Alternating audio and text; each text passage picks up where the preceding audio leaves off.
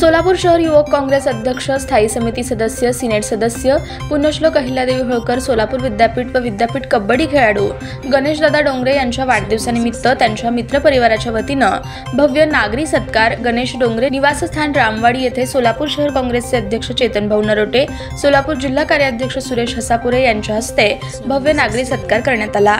तसेच स्थायी चषक कबड्डी स्पर्धेचे टीम व खेळाडूंची निवड करण्यात आली। सर्व मित्रपरिवाराला जेवणाची व्यवस्था यावेळी करण्यात आली होती।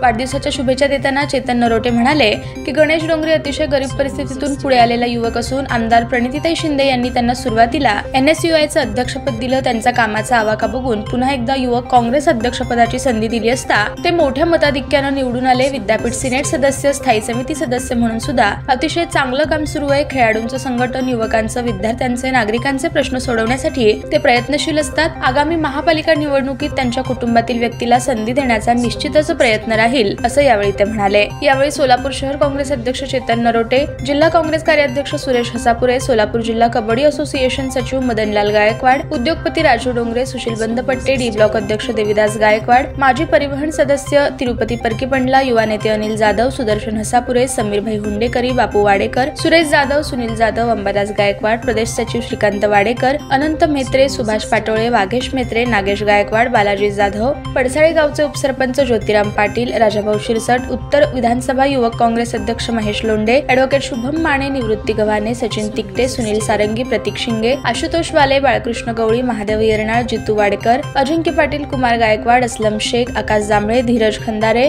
मनोज चकोलेकर, महेंद्र शिंदे, सुरेश शिंदे, अभिषेक गुंड, अमोल शेळके तसेच विविध राजकीय पक्षाचे पदाधिकारी, प्रभाग क्रमांक 22 मधील मित्रपरिवार व रामवाडीमधील नागरिक मोठ्या संख्येने उपस्थित होते। ताज्या बातम्या पाहण्यासाठी प्राईम महाराष्ट्र न्यूज चॅनलला सबस्क्राईब करा।